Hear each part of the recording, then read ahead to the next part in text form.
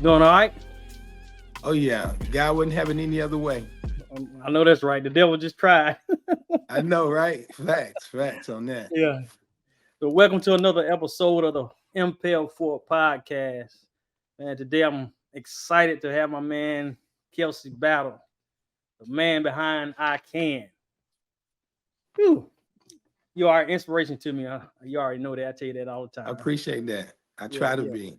Yeah. So we're gonna dive right in. Just so tell me, jump into becoming a CEO of a clothing brand, going through high school, not knowing how to read or write. How did you get there? Well, actually, you don't know your limits until you challenge. Mm, So as I was going through school, I really wasn't a troublemaker. I mean, we hung out, we did mischievous things, but as far as behaving in school and class, respecting the teachers and the other students, I did that. mm-hmm. So it was easier back then for them to pass me along because I wasn't a troublemaker. I did the best that I could do academically, but I Right. really didn't know my challenges. My parents, my mom been on substance abuse since I've been in like elementary. So no one really sat me down and challenged me in the house and say, let me see your report card. I'm going to the PTA meeting and challenge me as far as my homework and everything. So I had older brothers and sisters too. So it was really, it wasn't a challenge in my house. So the teachers, as I went from one grade level to another grade level, I just was passed along. Mm. So when did you know that you couldn't read or write? Had to be in middle school. Mm-hmm. So in middle school, I don't know if you remember back in the day in middle school, we changed classes, but in middle school, the teacher would call on you, right? Mm-hmm. And then you would have to read and write. I mean, you would have to read whatever, the subject of class was. So I struggled, and Cass was like, dang, you know what I'm saying? They was puzzled. And Mm-hmm. then when I really was challenged to do my work, I knew I couldn't do it. I was like, dang, but the impact of what it really was having on me, I really didn't know because nobody really outside the classroom challenged me. Mm-hmm. You understand what I'm saying? So I would do my homework and turn it in, but Mm-hmm. I would get a grade. And the grade, I was like, okay, I got a 50, I got a 40, I got a 70. But it really didn't impact me. I'm participating and I'm doing the work. Right. You know what I'm saying? So it wasn't like somebody sitting me down and say, this is a failing grade, or what is your challenge? You can't read and write. They Mm-hmm. just continue to just accept my work and my participation, and my behavior was excellent. So that's what really passed me along. Right. And as I noticed, I was challenged, but I didn't know to what degree as I got older. From middle school to high school. Like I said, I played sports, Mm-hmm. and if you look at my report card, a lot of the grades that I did perform well in, I had the coaches as the teacher, world Right. geometry, economics, Mm-hmm. PE. I played sports, so the coaches, was a teacher in those classes. Right. But when I did become a senior, as I got to graduation, I knew I was in trouble. Mm-hmm. Everybody's graduating, and academically, when I go back and look at my transcript, I can see I didn't have the grades to go to college, the classes to go to college. Mm-hmm. And actually, I didn't even pass a lot of the subject to even have the credits to graduate. I didn't complete English 3. I failed all my Spanish. I think back then you need at least one Spanish. I Mm-hmm. mean, one foreign language. So I really didn't have the credits, much less the classes to graduate, but they graduated me. I think I graduated out of 411 kids, I was 369. I think I was smarter than 47 kids in my class. Mm. I was 369 out of 411. Wow. Now, I know I went to summer school twice and don't 2 years in a row, and I don't remember how I got out of it either myself, to tell you the truth. And so Yeah, they so I stayed in summer school as well. Every year I was in summer school. Every year I was in reading, writing, whatever the class I needed. I still didn't even pass summer school. Mhm. And you graduated. What middle school did you go to? Let me see. I went to Ann Chestnut. You in I Chestnut? went there one year. I went to Mhm. Ann Chestnut one year, then I moved, then I came back my 11th grade year. Okay, and that's when you was at 71st. Yeah, Okay, yeah. okay. So what year did you when did you go you went to the army straight out of high school? Nah, I graduated. I graduated in 1990 in June. And Uh-huh. during that summer, wasn't nobody really home in my spot because I was the youngest of five. Everybody else was gone. So I Right. was the youngest of five. And a friend of mine, his mom really took care of me, washing my clothes, going over there to eat, make sure I stayed out of trouble. But then, I still try to hook up with people that was running the street. Right. A lot of people were selling drugs or just hustling, B&Es, just in the Yeah. street. A lot of cats was in the street. So I was hanging out with them. Hmm. And then it was an incident that went down, and I was like, yo, I ain't going to prison. Right. So after that incident, I said, I'm joining the army. I'm getting out of here. Hmm. So I went up to Raleigh, North Carolina, and I had contacted the recruiter. He took me to MEPS in Raleigh, took the ASVAB, and this cat was like, he was like, yo, who diploma is this? I said, like, it was mine. This is like a repeated story. I know the story so easy. He was like, who diploma is this? I said, this is my diploma. He was like, can you read and write? I was like, nah. He said, can you spell? I was like, nah. He's like, I know, because you didn't even pass the ASVAB. I didn't even score high enough for them to give me a job. Hmm. So when you take the ASVAB based on your scores, that's what type of placement job you'll get. You get to Okay. pick. They give you a list saying you can leave this date, you qualify for this job, or you want to wait, based on this job, you can't leave it 4 months or 5 months. Hmm. So it was during the Gulf War, it was 1990, 91. He was like, you didn't pass. I can't give you a job. You can't join. I was like, yo, I can't go home. I was like, man, everybody there doing drugs. I begged him. I was like, yo, I can't go home. He's like, I'm gonna help you save your life. So he put me in the army. He said, don't tell nobody, about this. So I don't know what he did, but 3 days later, I was in Oklahoma, Fort Sill, Oklahoma. I ended up being a tank driver. Right. I ended up driving tanks, and I did that for 4 years. And I met my wife. I said, I need to raise my GT score. She said, what is that? That's a score to get a better job because I drive tanks. I was in the woods all the time. Because Yeah. where you going to drive a tank at? So I Right. was always in the field in the woods, and I was like, I got to get out of this. So I took a class. They let me take a class while I was in the army to raise my GT score. And she helped me take that class. Hmm. So mind you, even though I went to basic and I learned how to read better. I started reading in basic training. They gave me a little pocket Bible when I left MEPS.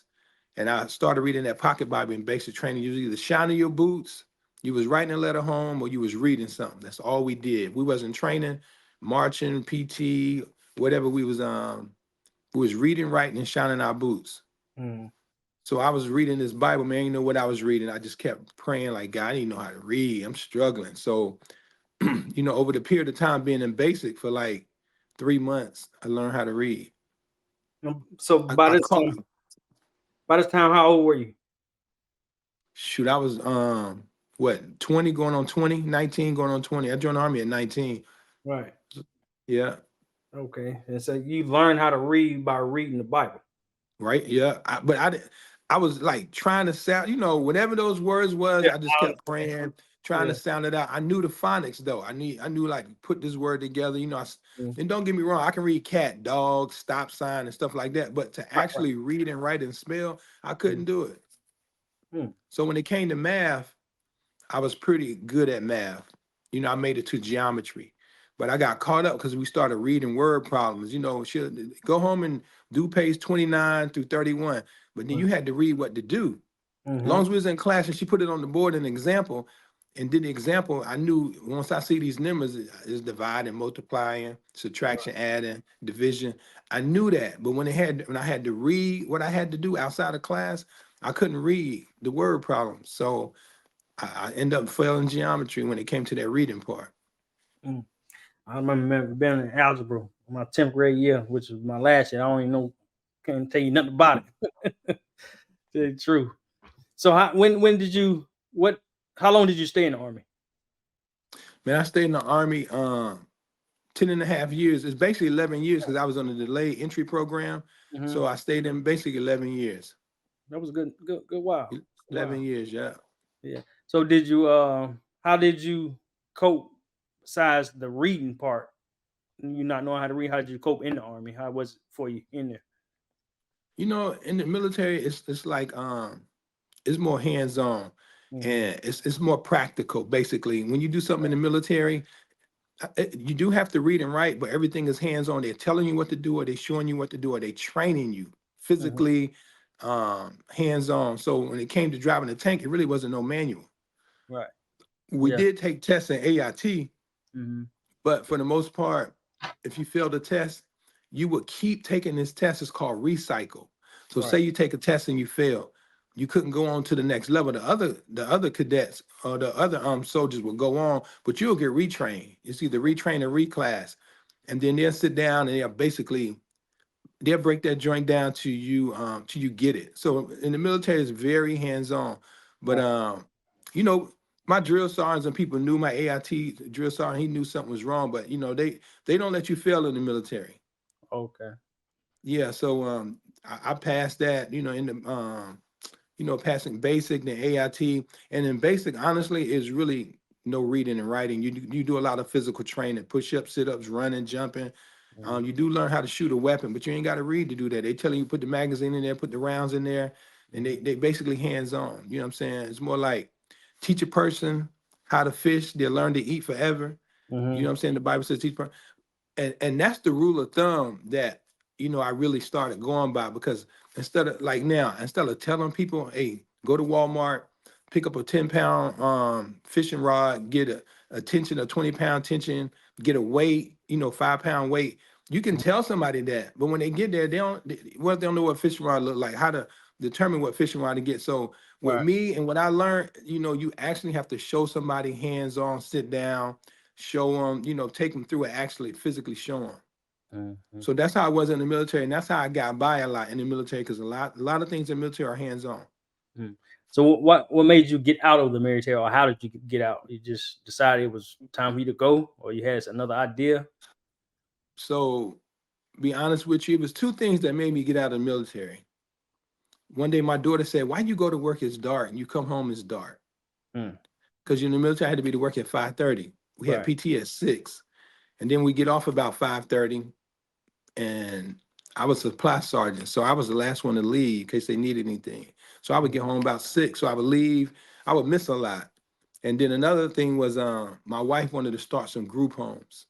I Mhm. said, man, I don't know what no group home is. She's like, well, this is my passion, so I want to do. I need you to help me start these group homes. So I helped her start some group homes. So we had the group homes while I was in the military. So I would go over there in my uniform. These kids was bad. I mean, it Right. was horrible, behavior wise. You know what I'm Right. saying? And I was little. I Mhm. wasn't a big guy. Right. So when I would go over there, I had my army beret on, my jump boots, my army uniform, and these kids were scared of me. But it Mhm. was, it was grown people working. I'm grown, but it was big, football players from Fayetteville State, Right. just older people, physically bigger than me. But they was like, why y'all scared of Mr. Kelsey? There's like, he killed people. There's like, why you said he in the army? So the mindset was people in the army kill people. They train to kill people. And that's actually what the military do. They train to defend, to protect. Right. So being at Fort Bragg and you hear all the bombing and the training and the kids see me in uniform, they was like, this dude is a killer. But I wasn't no killer. I was a supply sergeant. Right. But they do train you to shoot a weapon and all that. So Mhm. we started group homes, and I started the clothing line while I was in the army. I was watching the Columbine school shooting. Mhm. That's what gave me the idea. I was watching the school shooting on the news. I had a TV in my supply room, and after the school shooting went off, this guy named Billy Graham came on TV preaching, "But I can do all things through Christ," Philippians 4:13. And I told the soldiers, if these kids knew I can, like they knew Nike, the Mhm. mindset, because the military thing is mindset, Right. you know. So I said, if those kids knew I can, like they knew Nike, maybe it would have changed their mindset. So they was Mhm. like, yeah. So that's how I got the idea to do I can. That was in 1999. So you started it while you was in the army. I can. Yeah, I was in the army, and check Mhm. it out. So I said, I'm gonna get out and I'm gonna do this brand. Guy was like, get out and do this brand. I feel I was being led. And then they wanted me to re-enlist. I was getting ready to get promoted to E7. I was E6P. I just came from training in school in Virginia to make my E7. Mhm. And they was like, Battle, we need you to re-enlist. I was like, man, I'm not re-enlisting. It's like, what you gonna do? I said, I'm getting out. What you gonna do? Ain't nothing out here. I said, I'm gonna start a clothing company. They was like, this cat crazy. Right. And I was telling them about it. They see me on posts doing it. I was doing T-shirts with I can on it. We did 100 T-shirts, me and these soldiers, and we tried to sell them on Fort Bragg, Fayetteville. We did 100 T-shirts and we couldn't sell them. So I ended Mhm. up giving them away. I was like, I'm gonna just give them away. I can't sell them. About Right. 2 or 3 months later, people started calling me saying, "Hey, you got some T-shirts with that brand ICAN on it?" I was like, "Nah, just like I buy one." I was like, "I ain't got none." So many people was calling asking. Mm-hmm. Um, I printed up some more T-shirts and I started selling them. Mm-hmm. Then the cat was like, "You ain't got no hats." I was like, "Nah." He's like, "Man, I need a hat." So he need a hat with ICAN on it, I'll buy it. So I went locally and got about 15 hats done with ICAN on it. So I'm selling hats. I was actually, the hats cost so much, I was selling them for what I was getting them made for. I really wanted to make it a profit. Right. And the T-shirts, I really wasn't making no bread either. I was just doing just enough to keep me going. So were you using your own money I was using from my own the money. army? Nah, I got 3 jobs. So check it out. Oh I wow. knew I was going to get out. And my Uh-huh. wife said, "How you going to do this brand?" So I went home. I told my wife, I said, "Hey," she said, "You re-enlisted today?" I was like, "Nah." She said, they going to be tripping." I say, "I know." They said, "What'd you tell them?" I said, "I'm getting out." She said, "What you going to do?" "I'm going to do this brand." She was laying on the couch holding my daughter, holding my son. She's like, "How we going to pay our bills?" I said, "God told me don't worry about that." She's like, she's like, "Well, if God told you that, I ain't going to trip." So this what happened. I did not re-enlist. She ended up starting the group homes while I was in the military. Mm. And then I just unfolded it like that. I got out of the army. I was doing a t-shirt while I was in. I had 12 months when I got out of the army. So this is what I did. I got 3 jobs. My military check paid all our bills as regular, took care of the household. I was working at the commissary on Fort Bragg bagging groceries. I get off work between 5:30 and 6. I would go to the commissary bag groceries till 10 o'clock. Right. That was tips only. You only got tips. That was Monday through Friday. And then Saturday and Sunday, I worked at Finish Line Shoe Store. An army buddy of mine, he was the manager. He got out, he's the manager of Finish Line Shoe Store. I said, "Doug, I need a job." He gave me a job working at Finish Line Shoe Store every Saturday and Sunday from open to close at this place called Market Fair Mall. I would Okay. get there at 10. I wouldn't leave till 9 on Saturday. On Sunday, open at 12 and it closed at 6. I did 3 jobs for a whole year. Mm. I had quit Finish Line and I started working at Little Caesars Pizza, bagging groceries in the military. Quit Little Caesars Pizza and there was a car wash on Pamela Drive across from McDonald's. I quit the pizza joint and went and started washing cars. So I kept those 3 jobs for a whole year. In the interim of me doing that, I was Mm-hmm. designing clothes, just designing my brand, getting blanks, putting ICAN on it. Right. And the money from the commissary and the other jobs I would get, I was stacking that up. I was Mm. designing, making samples, making a catalog, taking pictures. So I used those other 2 jobs to do, my brand. In my military check, I paid my bills, Mm. paid off all my debt. I knew I was getting out. And then, the group homes opened up. So we started making bread with that. But we really wasn't making a lot of profit in the beginning. Right? So I was working at the group homes too. Stopped both of those, start working at the group home. When them checks start coming in, that changed the game right there. Them Right. group home checks. How did you learn as far you came up with the idea I can? How did you learn how to put all that together as far as making the clothes and going about it? Because now it wasn't back then. It wasn't like it is today. You can just research a lot of stuff and it's there for you. How did you? So check, yeah, so check it out.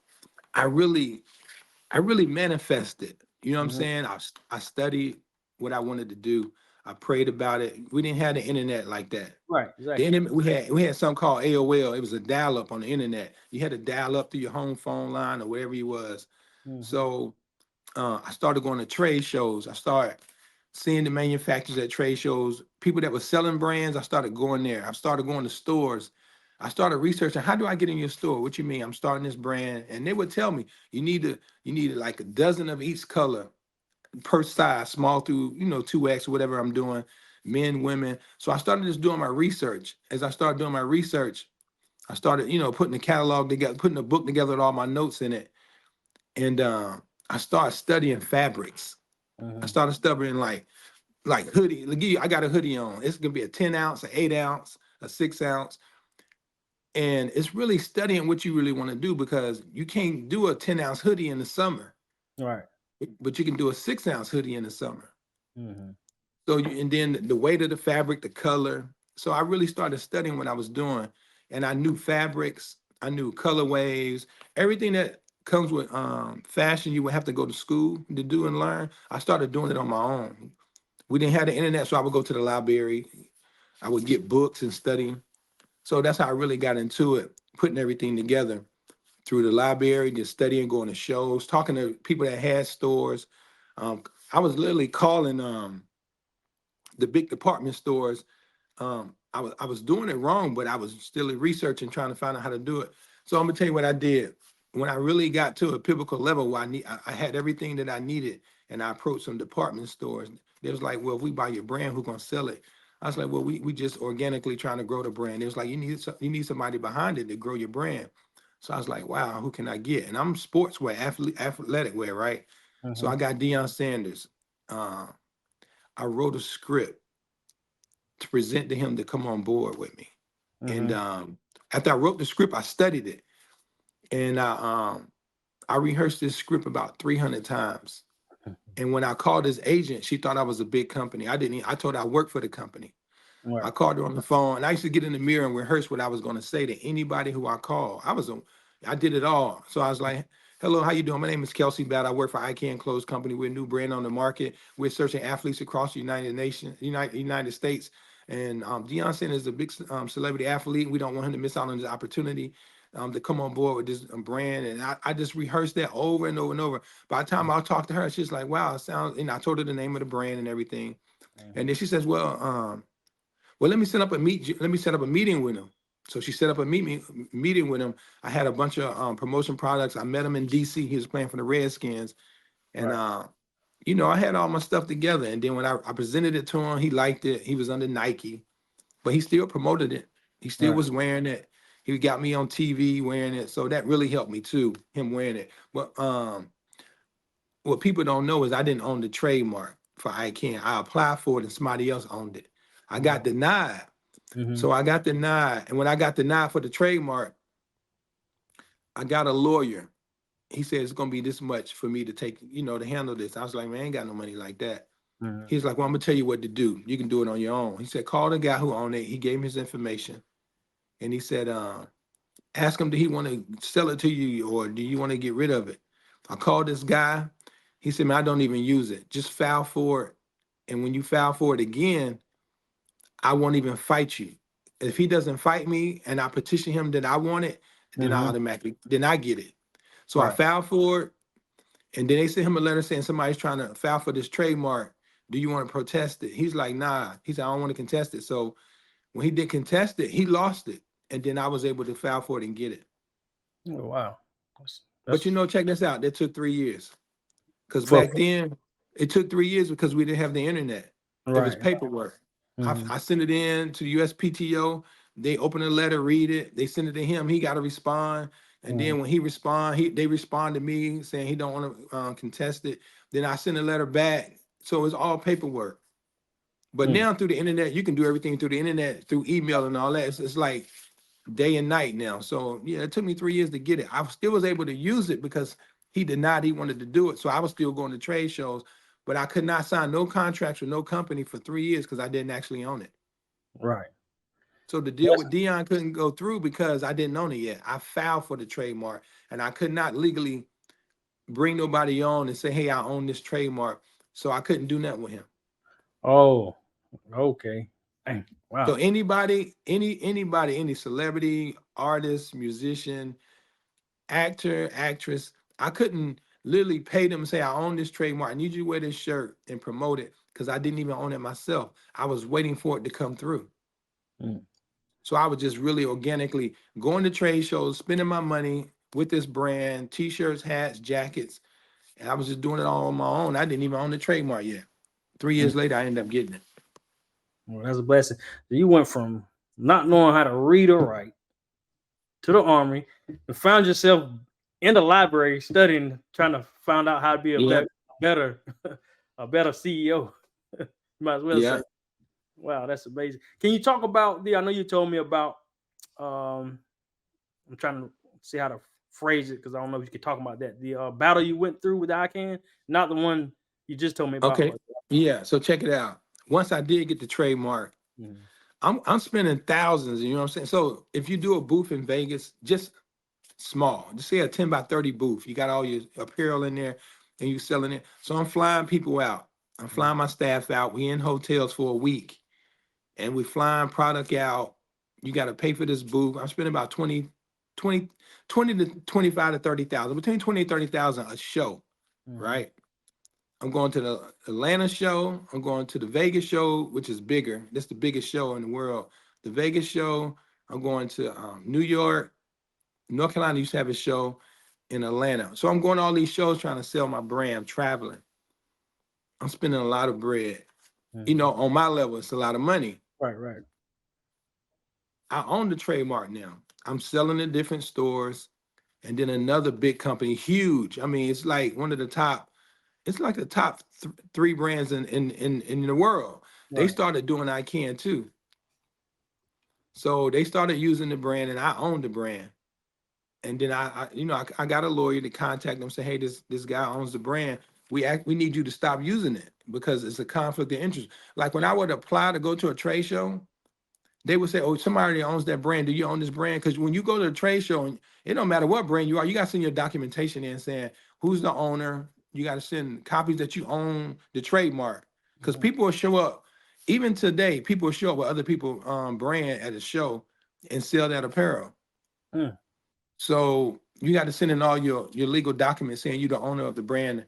And they would stop me saying, you don't own it. Yes, I do. And so I would look at the previous show.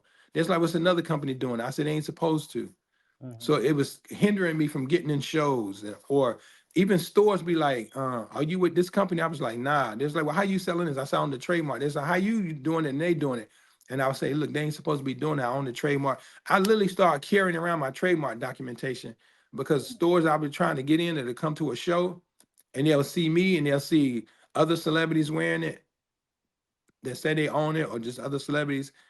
I would have to show you as a buyer, like, listen, I know you got 100 stores, but and you think this other brand on it, but I was showing my documents, and they'd be like, wow, but they still wouldn't buy from me because they didn't want no problems. Oh wow. So So long what? story short, we end up going to court, and then we just came to an agreement, Right. and they just stopped using it. Okay. Well, that's good then. I thought you were still in the battle with them. That's good. That's the best. Nah, but it was about a 4 or 5 year court battle. Right. So Yeah. in the interim of me going to listen, I ended up hiring a guy named Stan Shambron. He used to be the president of Skechers, Mhm. the apparel division, not the shoe division. So Mhm. he was the president of Skechers through a company called Lee and Fong. They had the licensing for Skechers.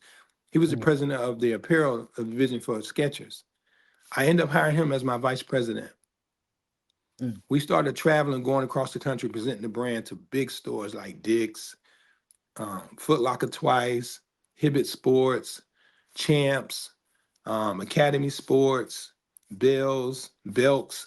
So we go in all these stores and we're doing presentations for these brands because they like what we see. They like what we're doing. The Mhm. Army, Department of the Army, Department of the Navy, all those stores. And the lawsuit I was in, they would, Google my company or do some research on me. There's like, you in a lawsuit. I say, yeah, but I own the trademark. They ain't supposed to be using it. They'll say, well, initially they'll want to do business. And when they see that lawsuit, they'll say, no, we can't do that right now. Mm. So it hindered me getting in stores too. So she said so it only hindered you for about five. Well, I ain't gonna say only, but 5 years. You said.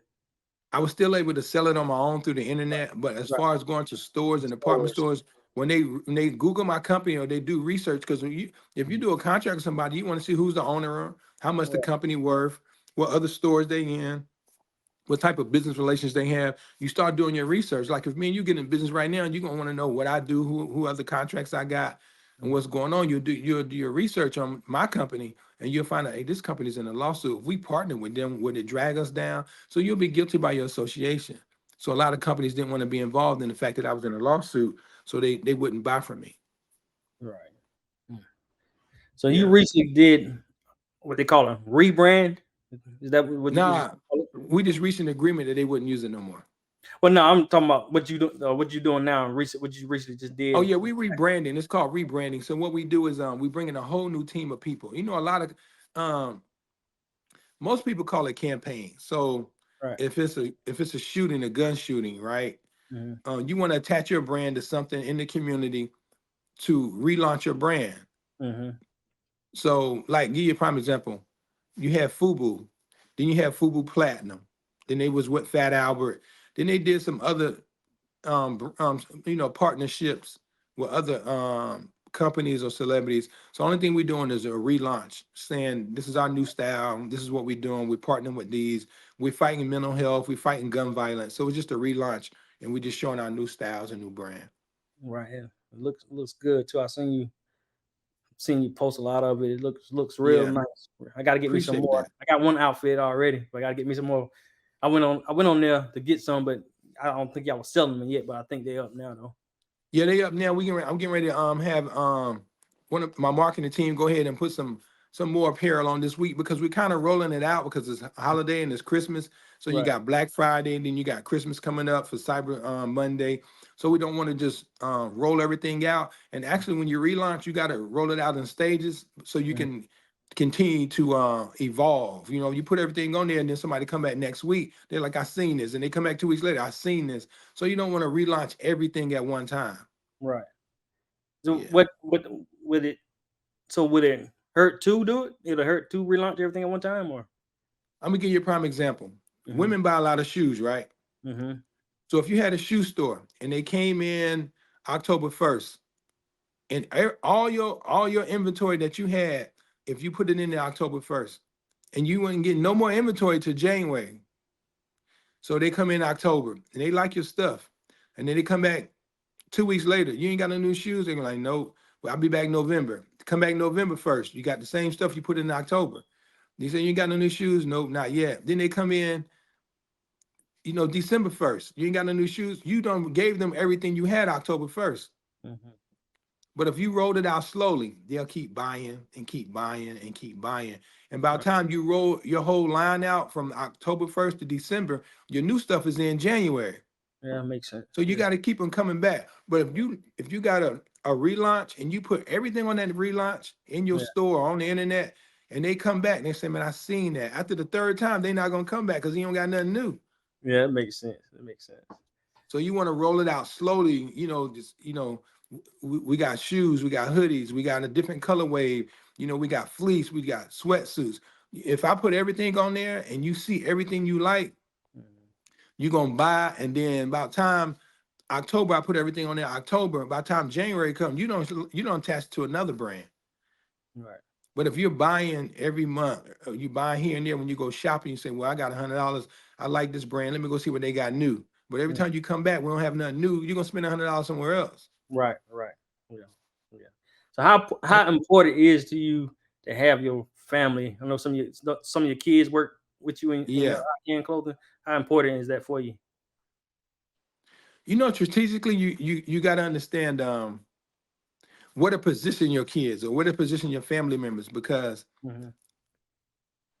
people don't understand. Just because you do it, that don't mean they can do it. They They don't can have do the same passion, the same it. desire, and what I went through to get to where we at, I made it easy for them. Hmm. There's already foundation. Right. So I would have to position them if they don't have the desire that I had.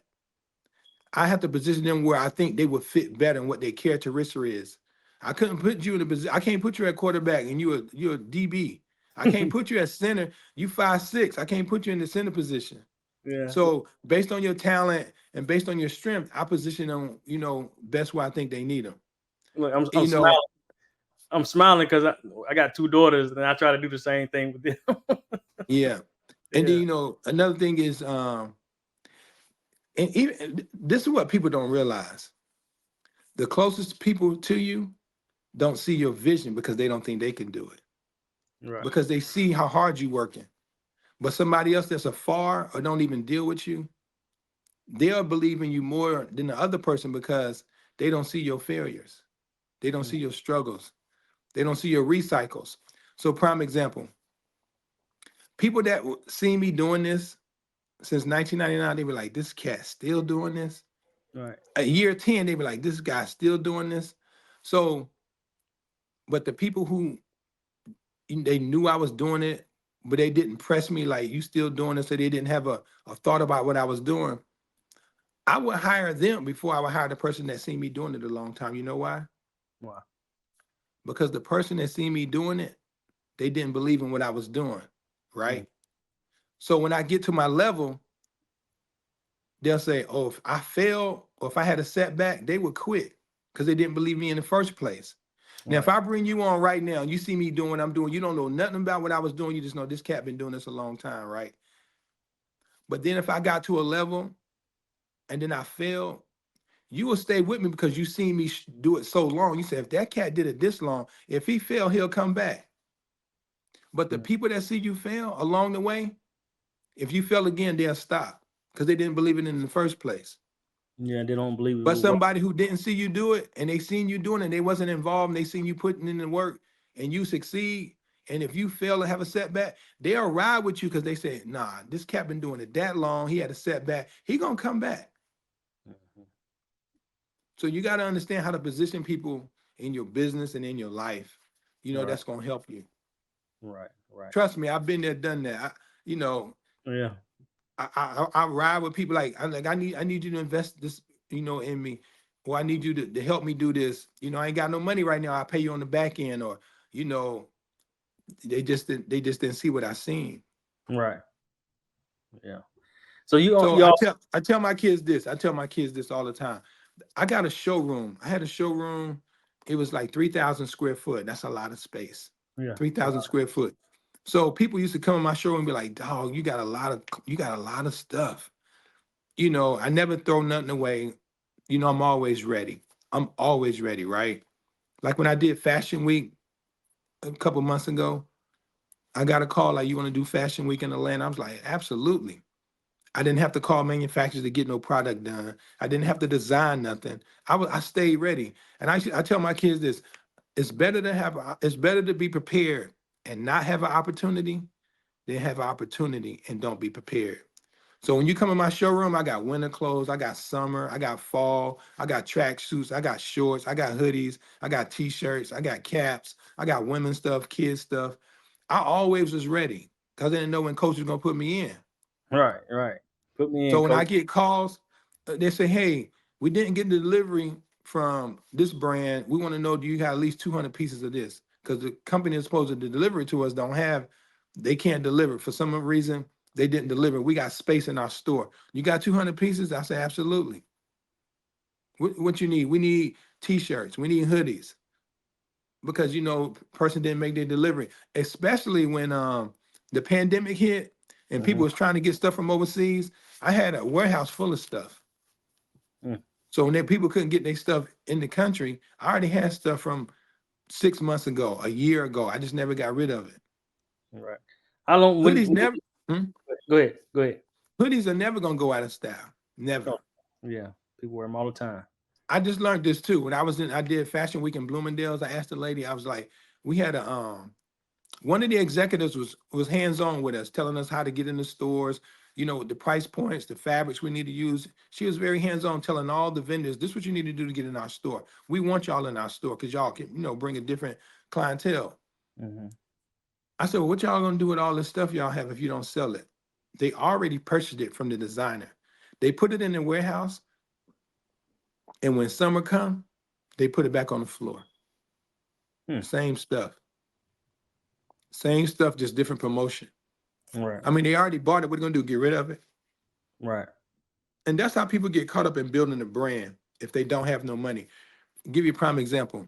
If you do hoodies and then you do sweatsuits, track suits, then you do t-shirts, long sleeve, short sleeve, you got like 10 color, you got 10 items. Each item is a 3 different colorway. Or you might have 2 colorways, right?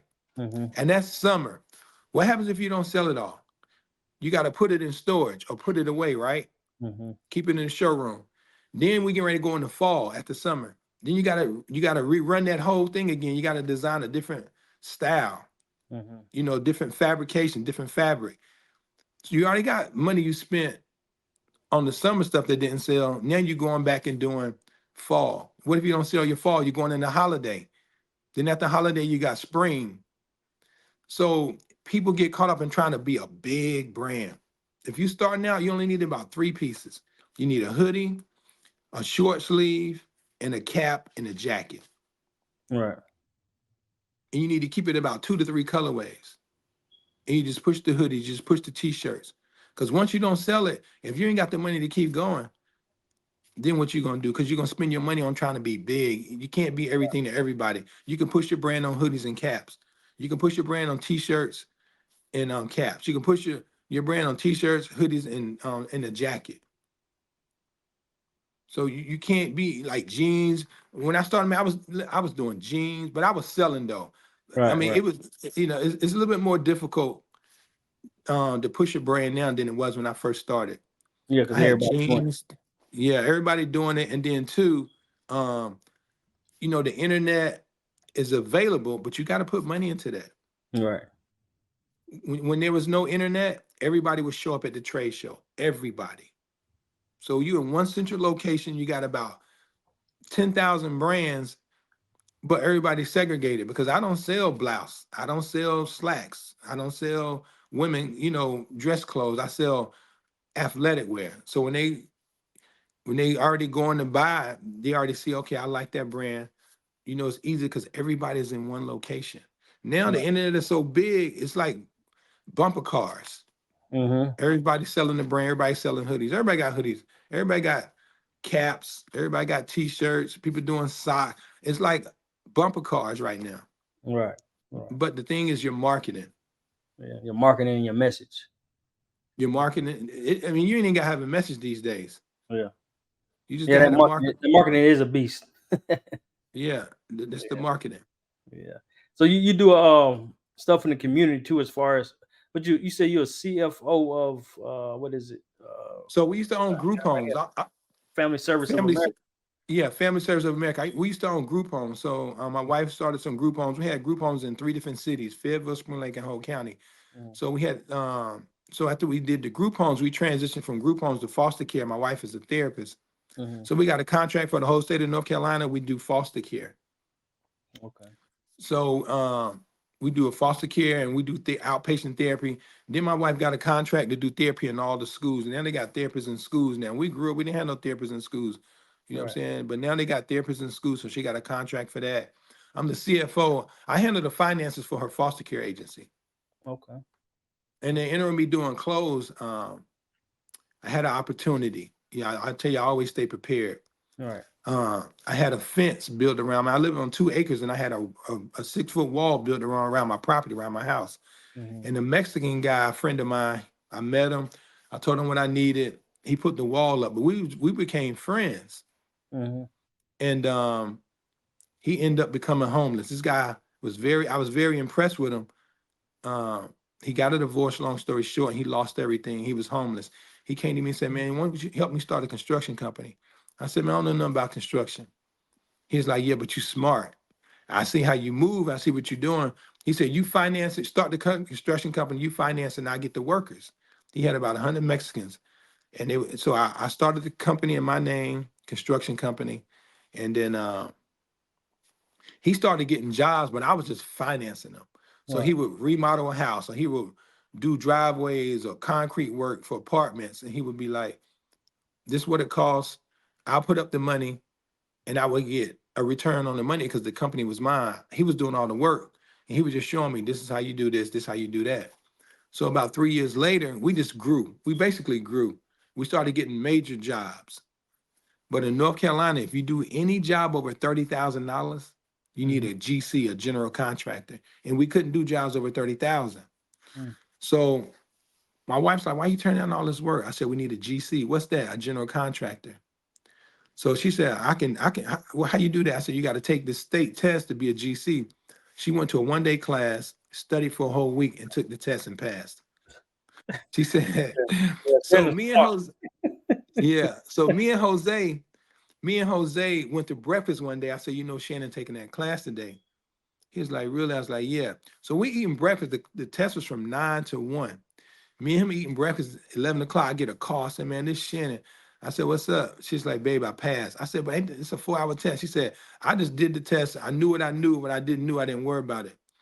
And then I was like, the man was like, "You sure you want to go back here to test?" He said, "Nah." She put it in the computer, and the computer told her, "Congratulations, you passed."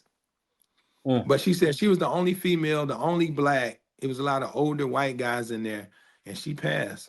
So she became our GC. And Wow. then we started doing remodels, and we just grew and grew and grew. Now we do new construction. We can do anything. We unlimited. Right. So we can build an airport if we get the contract. But we do a lot of state jobs. We build houses for the state, do a lot of state houses remodels and stuff like that. So we own Okay. a construction company too. So y'all recently y'all buy a whole block or tell me about that. Y'all built the whole block? So what we was doing was we was going around buying properties, you Okay. know, and what people don't know is if you want to become wealthy, get into real estate. Yeah. That's one of the only things that's one product that doesn't lose its value. Like you lived in what, Hollywood Heights when you grew up. Mm-hmm. Is that house still there? Yeah, it's still there. The house I grew up in when I was in fourth grade is still in Montclair. Yeah. So, I mean, and the value done went up on that property. I think my Mm-hmm. parents bought the house for like 45, 50,000. Now it's worth almost 200,000. Mm-hmm. But my point is, uh, that's how you get rich. You make money while you sleep. You Yeah. know, somebody always gonna live in that house. So we got into construction when we started buying houses. The city of Fayetteville had a block of houses. I mean, the whole block. They was getting ready they was selling these houses. They was gonna demo them, but then they decided to just sell the whole block. Right. I did not know this. There was transitioning housing for homeless women with kids. They sold them all. I bought the whole block for 162,000. Wow. I What? turned around, remodeled those homes, Mm-hmm. and I got it on the market for 2.1 million. Mm. But this is what I didn't know. When I bought them, they was built in 1935. It was 600 square foot. We took each house from 600 square foot to 1250. It was a 2-bedroom, and the bathroom was in somebody's bedroom. We gutted the houses, turned them into 1,200 square foot, extended them. I turned them into 3-bedroom, 2 full bath, a living room, kitchen, dining room, and a living room, and a laundry room. And I turned around and rented them back to the state after I Wow. fixed them up. And the state paid me every month, and they're using them for transitional housing. And it's a 3-bedroom. They keep 1 to 2 people in that house at a time. Mm. So I own that whole block of houses, and we have land that came with it. So now we're finna put 5 townhomes there. And then I just kept on rolling and unfolding it. It's a system. Right. It's an easy system. People just don't know the system, Right. but now that I'm involved in it, it's easy to make money. I mean, Right. I be looking at a lot of my friends and telling them, they're like, how you doing this? They think that I'm not that smart. I just surround myself with smart people. If I don't know, I'm gonna ask you. If you don't know, I'm gonna say, you just gotta ask. The Bible says you have not because you ask not. So Mm. I got into this and I just started asking people how you do this. I'll pay you. If they ain't want to tell me, I found somebody that I can pay to show me or teach me. Right. You are that smart. But Yeah. that's why I say, man, you and your wife and Shannon, man. I'm gonna tell you a system. This is what we do. We Mm-hmm. find the houses, medium income houses, no Mm-hmm. more than $140,000 houses. If I buy a house for 100,000 and I borrow $100,000 from the bank and I buy this house, my mortgage to the bank is probably about $500. Then I got taxes, it's about $80. I have insurance for about $90. So say I'm around $625. I pay my mortgage with the money that the person who rented for me. So say you get a house for 100,000, you rent it for 1,200. You pay your mortgage and the taxes, insurance. After that, you got $600 in your pocket. So imagine somebody walk up to you every month and give you $600 Yeah. after But all the bills are paid, huh? with the times now, and it's kind of hard for people to do that now. Make a buy a No, house for. no, Man, you no, don't think so? no. I do. So I some see it people every just got to day. get out there and do it if they really want to do it. Right now, say me and you say Hans, this is what we're gonna do. There's a house in Hollywood Heights for 115,000. We go to the bank and get a loan for 115.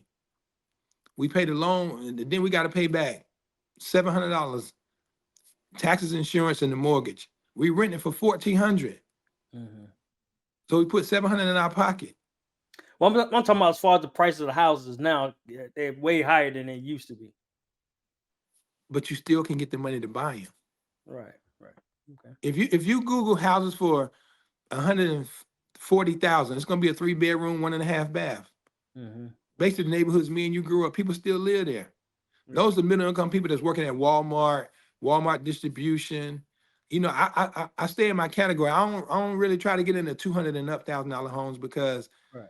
those people, it's less of those people than there's more people that's have an average job that's Mm. gonna pay $1,200 in rent. Right. And another thing, I rent my house as a Section 8 because they Right. never come off Section 8. I got family members been on Section 8 20 and 30 years. They never come off. The state just keep these people on Section 8. They got kids, unfortunately, and the kids grow up and they be young. So I rent the Section 8. I love Section 8 because Section 8 go out there and they check the home. They make sure the home is habitable, nothing is broke, the doors, windows, everything. If anything in the house is broke and you don't fix it, they'll cancel your contract.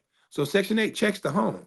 Right. I have more problems out of people that I rent to that's not on Section 8 than I do people on Section 8. Because the Yeah, people I on hear that. Section 8, the I hear people it on all. Section 8, yeah, and I get my money on time because Section 8 direct deposit. Mm-hmm. The other person that's not on Section 8, that's like, hey, I'm gonna pay a late fee. I don't have the money this month. The rent is due between the 1st and the 5th. I get the rent on the 24th. Then 8 days later, they got to pay the next month rent. So I keep waiting on them to get the money. But Section 8, always on time. I don't have to worry about not getting my money. Mm-hmm. So I like renting the Section 8. And the person that's on Section 8, they're gonna be there 5 to 10 years on average. Yeah.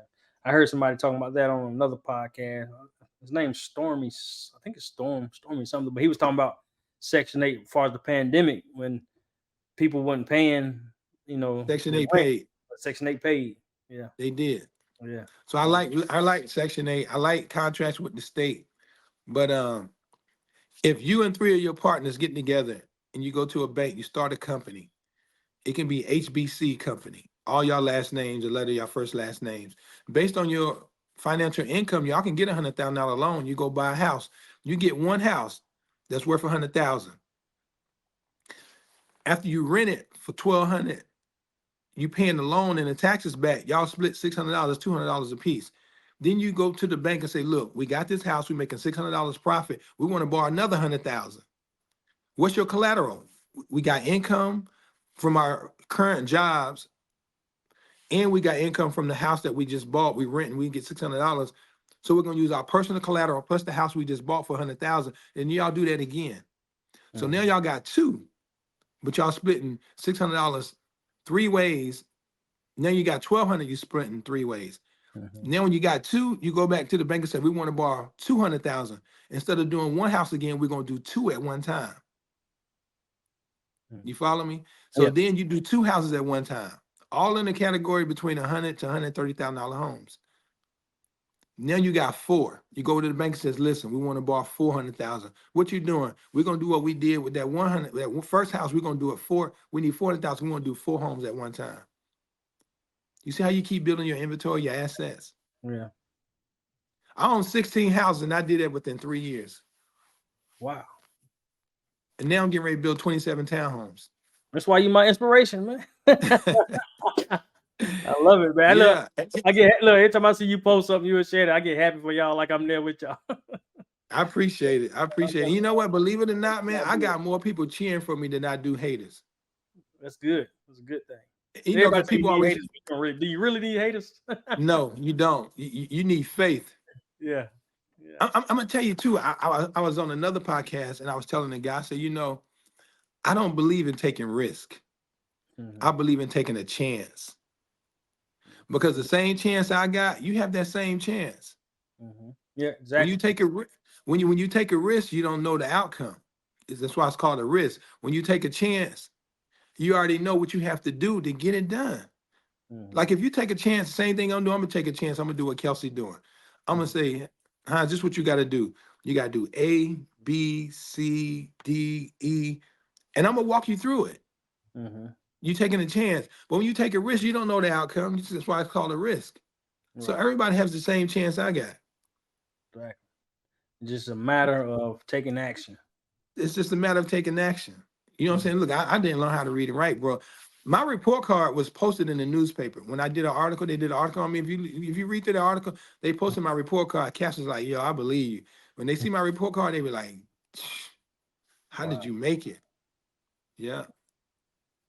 God. So we do construction. Um, I own like rental properties. We own a foster care agency. We doing clothes. I started a trucking company with my daughter. She got Sprinter vans, Okay. and she put Sprinter vans on the highway, put drivers in them. They drive across the country just delivering products. Mm, that's good. That's great. That's great. Well, y'all doing some great things, man. Like I said, I'm proud, inspired every day by you, and just glad. I'm glad to have you on the show, man, so other people can hear your story and don't be afraid to take action for their own You- selves. And the thing about it is, I tell a lot of young people, I said, if you just listen, you just listen and you ask and you say and you show yourself worthy and faithful, people are pouring to you. Hmm. But when you out here wilding out and you posting and saying stuff, that jeopardize my relationship because I'm dealing with you, people ain't gonna they're not gonna put their neck on the line. They're not gonna take a risk because they don't know what you're gonna do. They don't know how you're gonna bring them down. So when I tell people you can do the same thing I'm doing, you just got to take a chance. But Hmm. people are like, it's the work they don't want to put in. It does Yeah. take work. Yeah. And I tell people this all the time. But what if it do work? You say, "Oh, I don't want to do it. It might not work." But what if it do? Yeah. Yeah. I know a lot of people like that. But what if it do? I'm like, if I don't do it, I'm gonna be stuck where I am, and I don't like being stuck. I hate being stuck. I navigate my way through till I get to the finish line. Yeah. I You know what I'm often saying? tell I people, add some. Go I ahead. often You tell ask people what? we fail. I often tell people we fail when we don't start. you know, Yeah, yeah, exactly. you already a So failure. yeah, Stop trying. when people ask me for information, they be like, the banker called me from BB&T. He's the president of the bank. And he's like, "Hey, I seen this article on you." He said, "Man, I didn't know you couldn't read and write." He's like, that was an inspiring article. He was just, talking to me about how it inspired him, even though he's the president of the bank. And he asked me about real estate. He was asking me, and I'm giving him all this information, what he needed to do, and his son when to get in real estate. I said, "Man, give your son my phone number. Tell him to call me anytime." I said, "I know you've done some great things." I said, "I'm not trying to undermine your accomplishments, but anything he need, man, tell him to call me. I got him." And he was like, "You'll do that for free?" I was like, "I don't sell that. I don't sell information. I Yeah. don't have a manual that I'm out here selling how to do real estate. Right. But if I did, I would charge you. But that ain't what I do." Right. You know what I'm saying? I said, the same thing I'm telling you, my kids might need somebody to pour into them. I just Mm, want to return. right. I said, if I'm out here selling information, I do want to return it. But then when I do anything I'm doing, if I ain't got a manual for it, selling it, then it's free from me. Right. Yeah, that's what's up. That's what's up, man. So tell everybody how can they find you? Instagram, Facebook, all that. So on Facebook, I'm Kelsey Battle on Facebook. At I Can Close on Instagram. Please follow me at I Can Close. I'm trying to get my following up on Instagram. On Facebook is at I Can Close. And yeah, so just hit me up at Facebook, Messenger, Kelsey Battle, at I Can Close on Instagram or I Can Close on Facebook. And you That's can go it. to our website. My website is www.icanclose.com. And there you have it. Any more last words you got to say to people? Yeah, listen, I used to tell my wife this all the time when we was younger, and she didn't understand it. She thought, "Man, that sounds selfish," but I'm like, "Nah." But now she understands that nobody gonna take care of me like me. That's right. Nobody gonna take care of you like you. And I encourage you to put you first, because if you don't take care of you, how can you take care of your people? That's right. Wow. But I appreciate the opportunity to be on the podcast. I appreciate the opportunity to pour into people. And if you need any information, I told you how to find me. Right. Looking forward, 2024. I just wish blessings on everybody and all your opportunities. Yeah, and I appreciate you, man, for having you. I got to get your wife on the show next. Oh, Y'all, yes. y'all doing some great things, man. I'm gonna continue to stay connected with you. Oh, yeah. She the brains behind the operation. Yeah, go take a test, and then what? Three Yeah. hours and pass it. Right. Yeah, she got some Right. brains on her. All right, man. Well, take care, and I'll be talking to you All right. soon. Okay. Be safe. All right, there you have it for another episode of the Impel Forward Podcast. If you like what you saw, don't forget to like, share, and subscribe to the Impel Forward Podcast.